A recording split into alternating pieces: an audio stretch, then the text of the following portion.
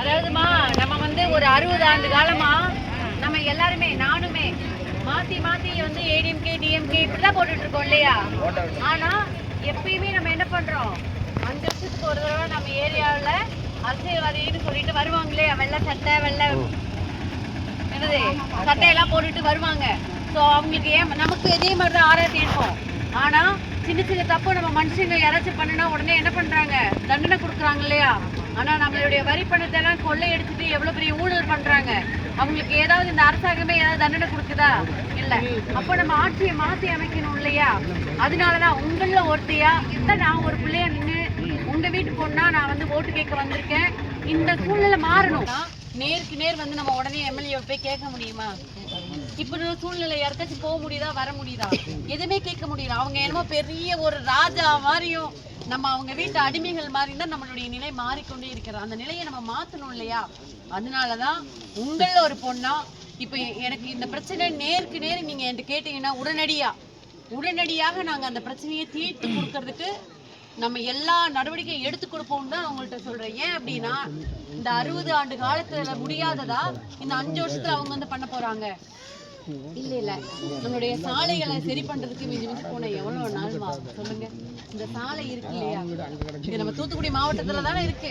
ஒதுக்கப்பட்ட ஏரியா இல்ல அத்திமரப்பட்டியா காணாம போச்சுல சிட்டிசன் படத்துல காணாம போன மாதிரி தானே நம்மளுடைய தொகுதியும் பகுதியும் வச்சிருக்காங்க. சோ இந்த சூழ்நிலை நம்ம மாத்தி கொடுக்கணும். அதுக்காக தான் நான் நின்றுருக்கேன் உங்கள ஒரு பொண்ணா.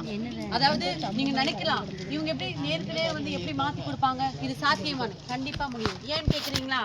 நம்மளுடைய தொகுதியில என்னென்ன குறைகள் இருக்குன்னு சொல்லி மையங்கள் வைத்து கொடுப்போம் இல்லையா? இப்ப ஆன்லைன்ல ப்ராசஸ் வருது இல்ல, இப்ப ஆன்லைன்ல தான் பசங்க நம்ம குட்டி குழந்தைங்களுக்கெல்லாம் எக்ஸாம்க்கெல்லாம் நம்ம ஆன்லைன்ல தானே ப்ராசஸ் பண்ணி கொடுக்குறோம்.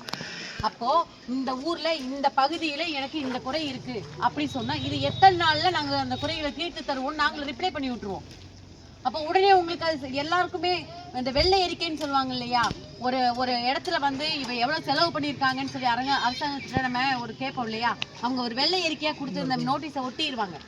அந்த மாதிரி நடவடிக்கைகளை எடுத்து உடனுக்குடன் நம்மளுடைய தொகுதியில பகுதியில என்னென்ன குறைகள் இருக்கோ அது அத்தனையும் நம்ம சரி செய்து கொடுக்கறதுக்கு தான் நான் இறங்கியிருக்கேன்.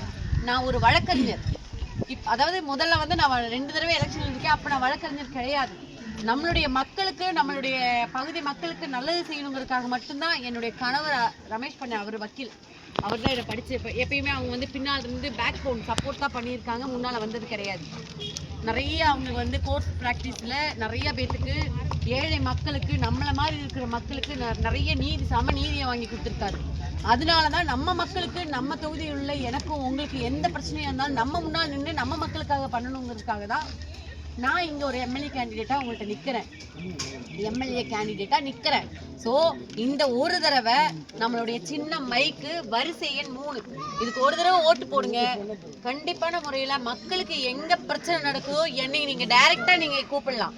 அந்த எம்எல்ஏ பாக்குறதுக்கு அங்க போய் நின்று பார்க்க முடியல அப்படி இல்லை. இங்க எந்த பேச்சுக்கு இடம் இல்லை. எம்எல்ஏ இல்ல, நம்ம உங்களுக்காக நம்ம அதாவது நம்மளுடைய உரிமைகள் எல்லாம் மறுக்கப்படுகிறது இல்லையா? அங்க உடனே கிடைச்சிருதா? போராடி நம்மளை அடிப்படை உரிமைகளை வாங்குறதுக்கு என்ன பண்ண வேண்டியிருக்கு? போராடி தான் அந்த உரிமைகளை நம்ம வாங்க வேண்டியிருக்கு. எதுக்கு? மனிதனால் வாழ்வதற்காகவே நம்ம அடிப்படை தேவைகளை கூட நம்ம என்ன பண்ணிருக்கு? போராடி தான் வாங்க வேண்டியிருக்கு. ஸோ நான் உங்கள ஒருத்தியா இந்த தடவை களம் இறங்கியிருக்கேன். கண்டிப்பான ஒரு முறை நம்மளுடைய சின்ன மைக் சின்னத்துக்கு ஒரு முறை வாக்களிப்போம். கண்டிப்பா. ஏன்னா நம்ம படிச்சேன் 2006ல். இப்போதைக்கு அப்போதைக்கு இந்த வீடு ரோடு எல்லாம் அப்படிதான் இருக்கு. நீங்க உள்ள